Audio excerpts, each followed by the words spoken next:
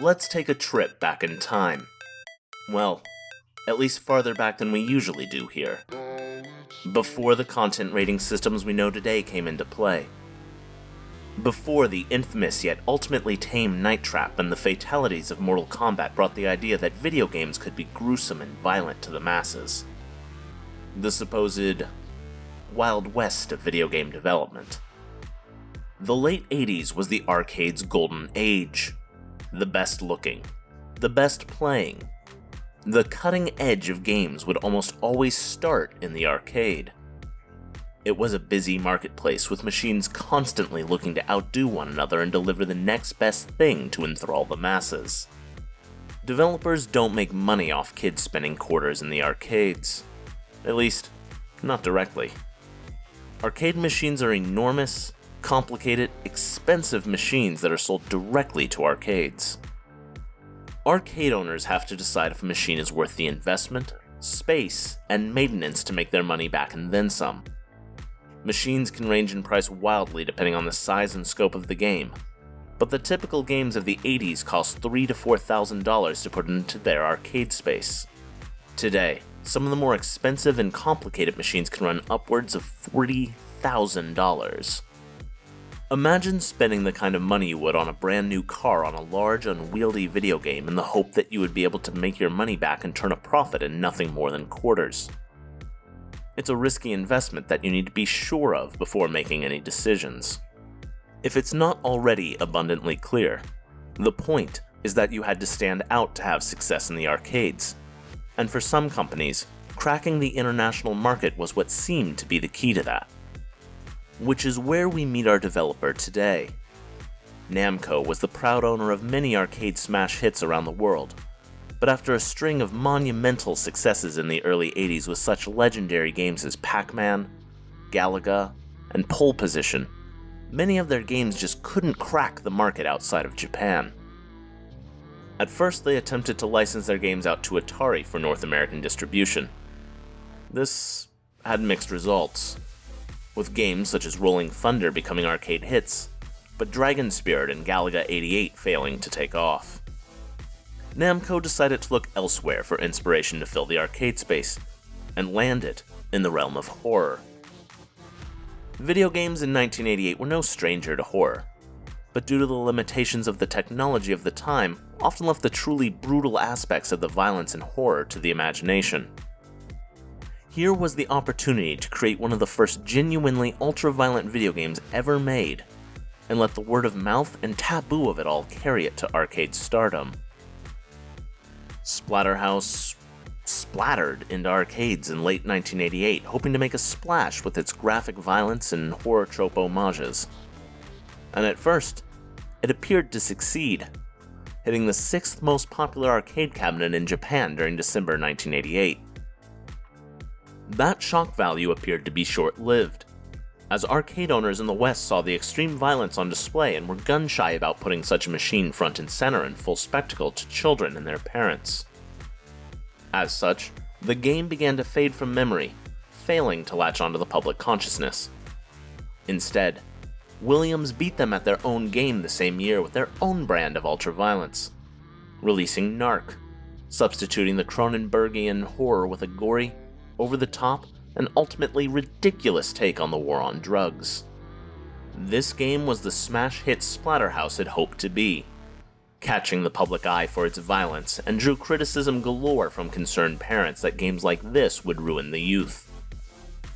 Namco wasn't quite done yet with Splatterhouse.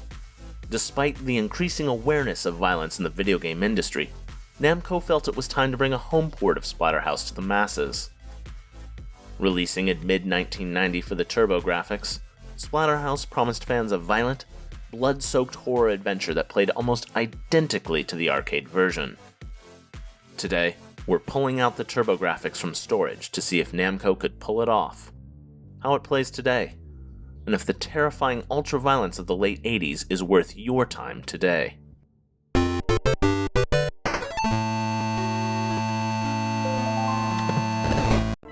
So what exactly is Splatterhouse? Beyond the gore and the violence, at its heart, Splatterhouse is a 2D scrolling brawler. But it's not very complicated. All you can do is move side to side, punch, and jump. Unlike many of the other counterparts in the brawler genre of the time, there was no depth to the playing field, no ability to move up and down. It simplifies the game quite a bit. Regardless, this is a quarter-eating arcade game, so the difficulty is certainly there, at least initially. Over the course of 7 levels, you'll try, and fail, to fend off and murder countless monsters, demons, zombies, and more as you seek to destroy the evil at the mansion you find yourself in, and rescue your girlfriend. The story isn't really present in either version of the game, with the arcade version receiving more complicated and intricate cutscenes to open the game, but the vast majority of the storytelling can actually be found in the console port's manual. Rick and Jennifer, 2 students at the local university, find themselves in the woods caught in a storm. As with the beginning of any horror movie, they discover a large mansion nearby that they take refuge in. The lights turn out. Jennifer screams, and so the game begins. Rick awakens to find himself changed into a powerful monster capable of demolishing all that lays in his path. Supposedly given to him via the power of the terror mask he now finds himself wearing. Splatterhouse finds itself needing to walk a delicate tightrope. This is a horror power fantasy. The entire point of the game is to feel strong and powerful, and destroy your enemies in the most gruesome way possible. But at the same time, this being an arcade game first and foremost, it needs to eat quarters. What Splatterhouse does to walk the line is a checkpoint system. Every stage must be completed on a single credit. If you lose all your lives, when you insert a new quarter or use a continue, the game restarts the stage you're on. Losing a life doesn't have the same level of punishment, but it still moves you back to the last checkpoint, which means you actually have to get good at this game in order to beat it.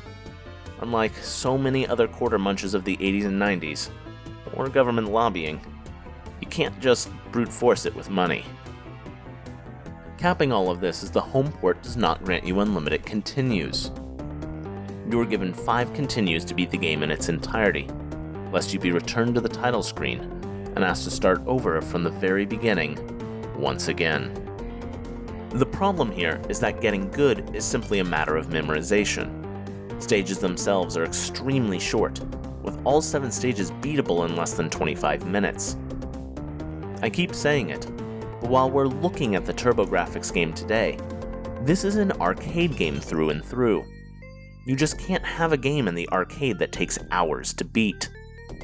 Regardless, due to the simple design of the game, enemy patterns become easily memorized. Routes through stages and where and when to jump become little more than muscle memory. And the boss attack patterns can often be easily set to memory in a matter of minutes. The result is a game that becomes less about learning the mechanics and embracing the horror power fantasy it desperately wants to shock you with, and simply a game about memorizing the path of least resistance through each and every level. Which is really a shame, because the path through each and every stage is a series of homages to the horror legends of cinema, and tweaking it in that just legally distinct enough way that the lawsuit won't come knocking. Rick and the Terror Mask bears an extremely close resemblance to Jason Voorhees, enough that for the North American home release, his mask pattern was changed and made red to get that sweet, sweet legal distinction. Along the way, you'll fight zombies, sludge creatures, Cronenbergian flesh monsters, haunted rooms that evoke the terror of The Exorcist, demonic church entities, creatures that use weapons that sure bear a strong resemblance to Freddy Krueger's hands, skin chainsaw creatures that evoke the Texas Chainsaw Massacre, and even a final boss that's just a giant, legally distinct tribute to the Evil Dead series. For horror fans, it's sure to evoke a sense of, oh, that's so cool that they snuck that in, every time you catch one of these references. As these monsters try to kill you, you will simply punch them to death in a violent, messy pool of violence. Or in some cases, you can find additional weaponry you can use, such as 2x4s, meat cleavers, and even a shotgun to amp up the carnage. But where's the bloody gore and violence I was promised? Smacking enemies with a 2x4 just results in creatures melting in front of me, or splattering into the wall behind me. In fact, there doesn't seem to be much blood in this game at all. Rick is killing everything in such a way that they don't spill a single drop of blood. The box art even warned me that the content of this game may not be appropriate for young children, or cowards.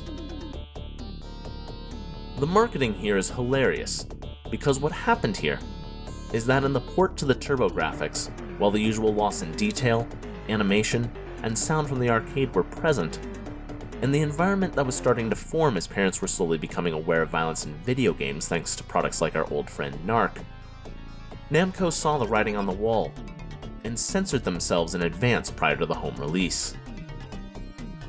While in the arcade, hitting a zombie with a 2x4 results in the creature's head being lobbed off in a satisfying burst of blood, in the home release, the creature simply loses all shape and melts or splatters into a wall.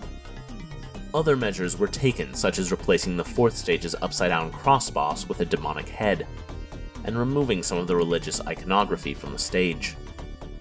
Additionally, the development team changed the grave the final boss emerges from to a generic grave from previously being a cross. While none of these changes affect how the game plays at all, and by all means, it is a fun game to play through initially, by design, much of the game's appeal comes down to the visual design and shock value Namco intended the user to experience. And well, that's not there in any capacity in the Turbografx port, forcing the game design and its shallowness and shortcomings to bear the brunt of the audience appeal.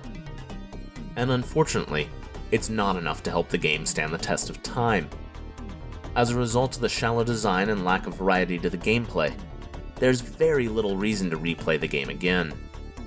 The only replay value I can find is that some stages do feature multiple paths through the stages, forcing you to choose different paths through the levels and face different obstacles. But some of these routes feel like they have a clear right answer, as these paths all eventually lead back to the way the game wants you to go after subjecting you to a more challenging combat section. It's just not enough, and at the price point that Turbografx copies go for today, often upwards of $100 for a complete copy, it's a simply bad value proposition for a compromised version of an already brief experience. But fear not, for there are other, better ways to play the game today than finding an old arcade cabinet or hooking up a Turbografx. The console port of the game is included on the Turbografx Mini system released in 2020, although its price point in 2023 is a bit ludicrous. Alternatively, the best way to enjoy the game today is in the Namco Museum collection on the Nintendo Switch. It's only $30, and comes with 12 other games in the package. Most importantly, the version of Splatterhouse in this package is the arcade version, restoring the shock value of the game to its original intent.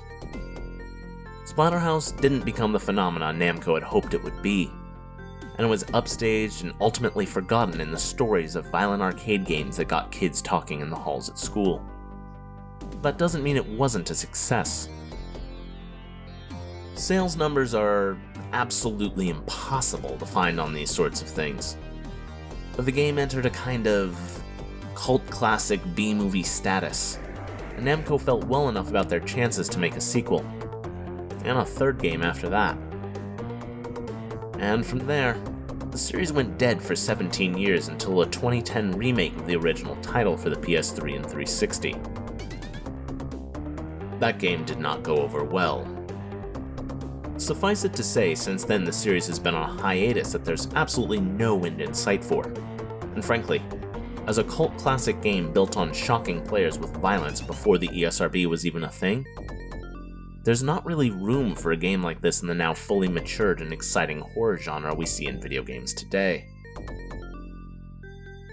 Splatterhouse is ultimately like many of the horror movies of the 80s it sought to emulate, shocking and brutal in their time, but time has softened them to be little more than a clip show item, a passing memory, something cited as an inspiration in modern works, a footnote in the history books, and not truly worth revisiting in earnest today.